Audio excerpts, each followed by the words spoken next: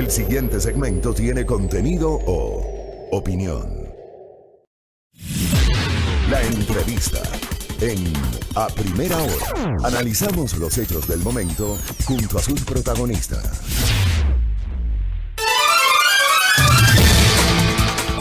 8:13 en la mañana. Quiero, antes de dar paso a la siguiente entrevista, expresar públicamente el testimonio de solidaridad, una vez más, con los trabajadores de los medios públicos de Ecuador TV, de Pública FM, de Diario El Telégrafo, desvinculados el pasado 24 de julio, sin haber recibido sus salarios de junio, tampoco de julio. En las últimas horas, los colegas trabajadores de la comunicación, no son solo periodistas, ¿no? Que algunos pretenden reducir el debate a eso. Son camarógrafos, son asistentes, es personal de limpieza, es personal de los departamentos técnicos, etcétera. Son editores, productores, redactores. En los últimos días han generado una corriente que se ha hecho viral en las redes sociales exigiendo el pago de su justo derecho, el pago de sus remuneraciones. Y no han recibido respuesta hasta este momento por parte de las autoridades. Y de modo particular me solidarizo con el colega Fabricio Ceballos, tocayo querido y amigo, que encima de todo, encima de que no le han pagado 2 meses de sueldo, resulta que ayer le han diagnosticado con COVID-19. Terrible, de verdad que le envío un abrazo a la distancia a Fabricio Ceballos, él primero que es un espectacular ser humano y sé que tendrá la fortaleza para salir adelante, que no desmaye en este duro momento. Pero eso que está ocurriendo con los colegas, a las 10 de la mañana tendrán un plantón, como lo hicieron ayer en Guayaquil, hoy habrá que en Quito un plantón para exigir nada más que el cumplimiento de los derechos laborales consagrados en la ley y en la Constitución para los colegas, igualmente para los colegas de los medios incautados quebrados que tampoco han podido recibir las liquidaciones y las remuneraciones pendientes. E igualmente, ya que hablo del COVID-19, solidarizarme y enviar un abrazo a otro querido amigo y colega, a Jonathan Carrera, que está ahora mismo peleando contra el COVID-19 en una casa de salud, así que le envío a la distancia un abrazo al doctor Jonathan Carrera, que se recupere pronto. Pero es parte de lo que está ocurriendo ahora mismo aquí en el Ecuador.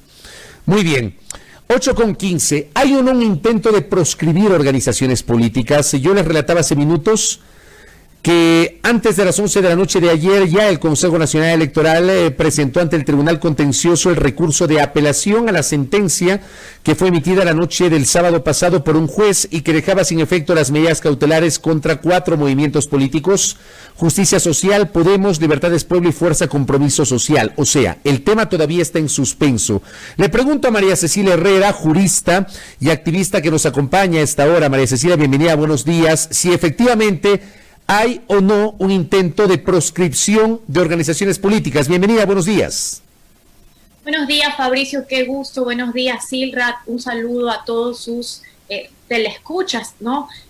Mira, Fabricio, yo creo que es realmente lamentable el nivel de atropello que están sufriendo nuestras instituciones democráticas, ¿no? Es algo realmente sin precedentes en nuestro país.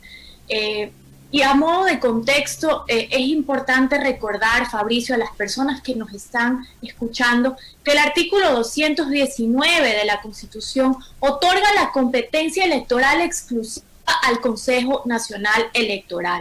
Esto incluye, pues, las diversas actividades como mantener el registro de las organizaciones políticas, verificar sus procesos de inscripción, lo cual incluye las firmas, y vigilar que cumpla efectivamente con la ley.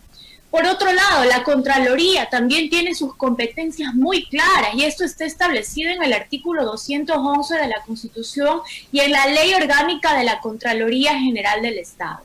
¿Cuáles son las competencias de la Contraloría? Velar por los recursos públicos del Estado, verificar que estos recursos sean administrados bajo principios de economía, de eficiencia. No tiene nada que ver las funciones electorales que ha pretendido arrogarse el señor Contralor.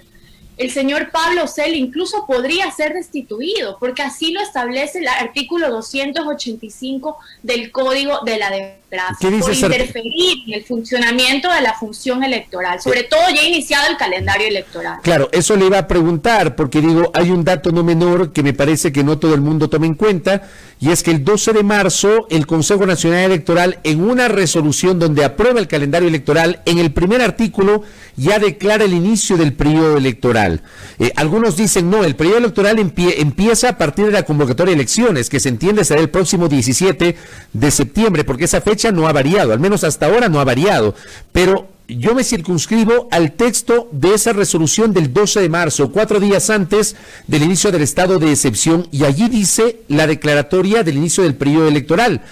Creo que es un dato que de alguna manera sustenta lo que usted nos está diciendo, con base a que el Contralor no tendría, por este detalle, la atribución de interferir en la función electoral, María Cecilia.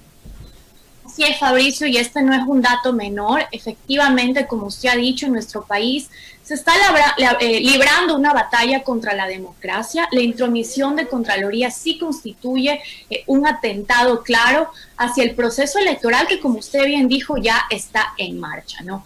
Y como bien dije, el artículo 285 del Código de la Democracia dice que sí se podría destituir al señor Celi por interferir en el funcionamiento de la función electoral, sobre todo ya existiendo un proceso electoral en marcha. Pero el Contralor, ¿no? María Cecilia, el Contralor no tiene atribución de destitución de los consejeros del Consejo Nacional Electoral, ¿no la tiene en este momento? Quien debería tomar esa decisión es el Tribunal Contencioso Electoral. Pero digo, en derecho, mi pregunta es, en derecho, el Contralor, con estas consideraciones, ¿no tendría atribución para destituir a los 3 de los 5 consejeros del CNE? Porque recuerde usted que hubo ya pues el inicio del proceso de destitución, la propia Contraloría lo anunció, el inicio del proceso de destitución contra los consejeros Diana Tamaín, Estela Cero y José Cabrera por incumplir con la resolución de la Contraloría. Por eso mi pregunta. No, eso no tiene asidero en ninguna norma legal, realmente es tirado de los cabellos. Es realmente lamentable que se tomen decisiones de carácter político en vez de decisiones basadas en fundamentos jurídicos. Fabricio, el artículo 3 de la Carta Democrática Interamericana es claro. Una sociedad democrática tiene 2 elementos fundamentales: los derechos humanos y el Estado de Derecho. Esto incluye evidentemente la celebración de elecciones periódicas, libres y justas, basadas en un régimen plural de partidos y organizaciones políticas. Entonces yo creo que cualquier abogado de derechos humanos, cualquier ciudadano o ciudadana que se llame demócrata, debe sentirse realmente preocupado por esta situación. Esto no es un tema de bandos políticos, es un tema de respeto al Estado de Derecho, a los derechos humanos y a la democracia. Ahora, también hay otra cosa que es, digamos, indiscutible. Si bien es cierto, la Constitución consagra los derechos de participación, que todos los ecuatorianos en goce de nuestros derechos políticos podemos elegir y ser elegidos. O sea, hay derechos de participación consagrados en la Carta Magna que nos rige desde el año 2008. También hay reglas que hay que cumplir. Y lo que se entiende, al menos del informe de la Contraloría, es que estas 4 organizaciones políticas, en su génesis, no cumplieron con los requisitos legales para poderse convertir en tales. Y básicamente el tema de la recopilación de firmas, porque hay un porcentaje mínimo de firmas, se habla mucho de la alteración del sistema informático, de que hubo firmas duplicadas, firmas que no correspondían, firmas que eran de personas que ya habían fallecido, etcétera. Digamos, ese no es un dato menor, María Cecilia, de alguna forma, para entender también la discusión o el debate que tenemos en este momento. ¿Cómo le ve usted? Mauricio, efectivamente la función electoral tiene la obligación constitucional de garantizar el ejercicio de los derechos de participación, los cuales incluyen el derecho a elegir y a ser elegidos. En primer lugar, se lo voy a responder en 2 partes. En primer lugar, recordemos que ya existen 2 sentencias relevantes del Tribunal Contencioso Electoral. La primera sentencia resuelve que no existe ninguna inconsistencia en el registro de estas 4 organizaciones. Esta es una sentencia de última instancia. Y en la última sentencia que ya se apeló, se resuelve dejar sin efecto las medidas cautelares que, por cierto, no aparecen en ningún lado del procedimiento, dentro de los procedimientos del Código de la Democracia. Ahora, ¿qué es lo que dice el Tribunal Constitucional?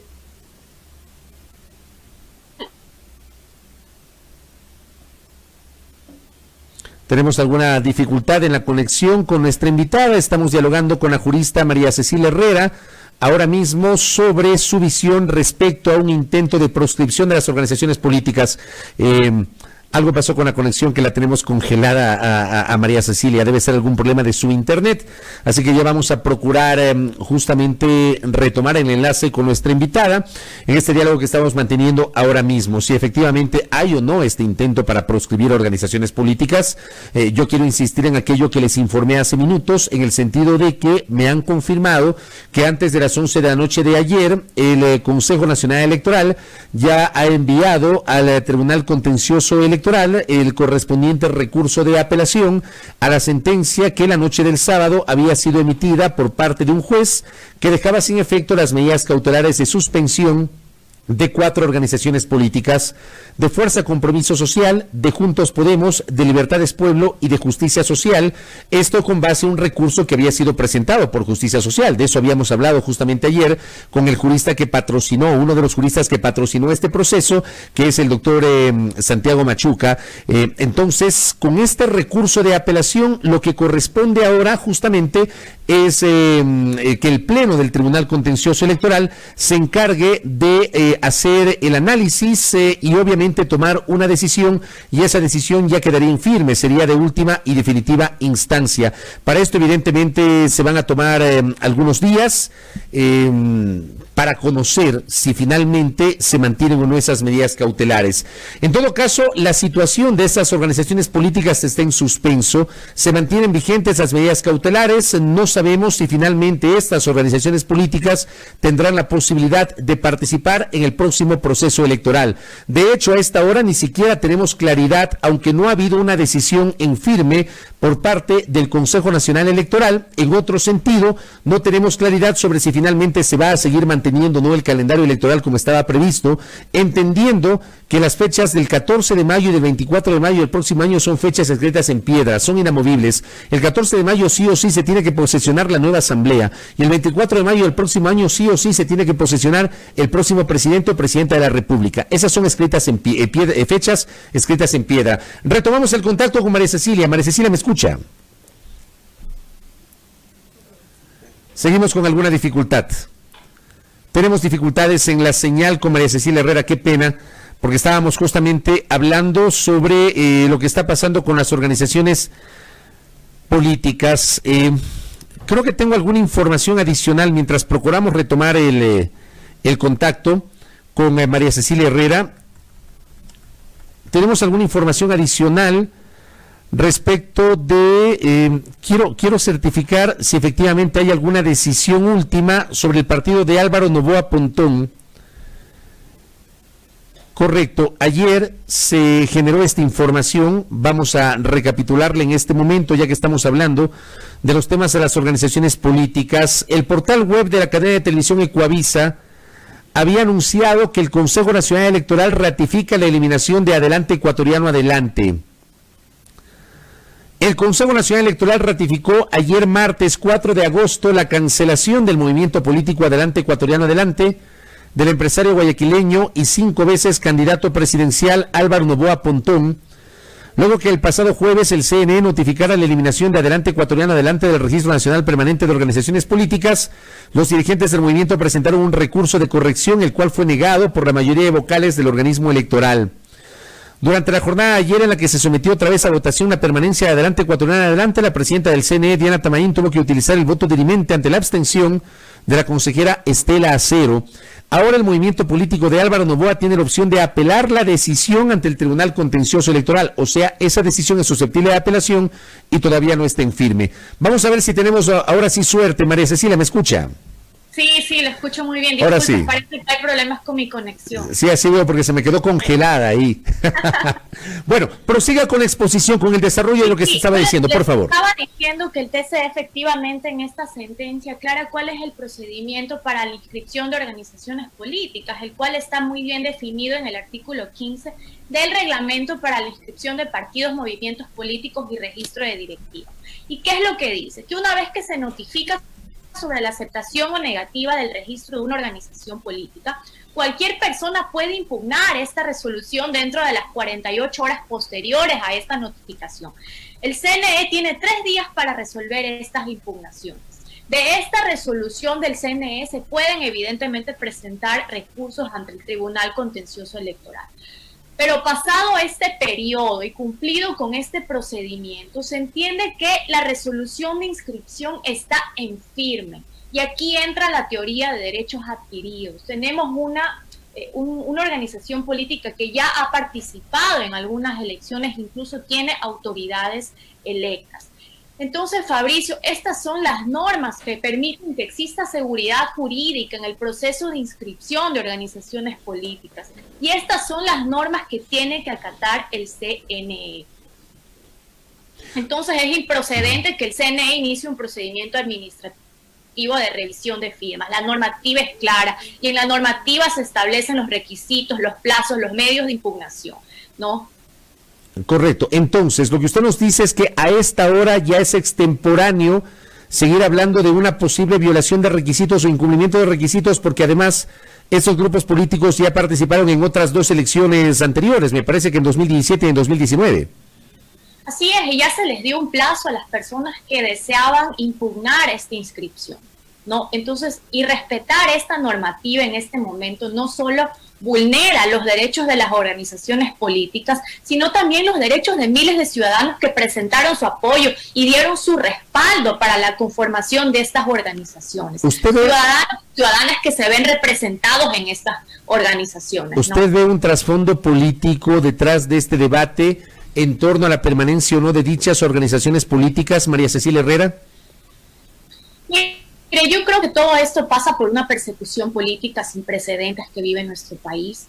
Yo creo que el fin último de todo esto que está pasando sí es la proscripción de un partido político en particular, el cual es el que representa Fuerza Compromiso Social, que representa evidentemente al correísmo. Ya sabemos que es la fuerza política más grande que tiene nuestro país y que evidentemente existe un temor de que vuelva al poder en el 2021, ¿no?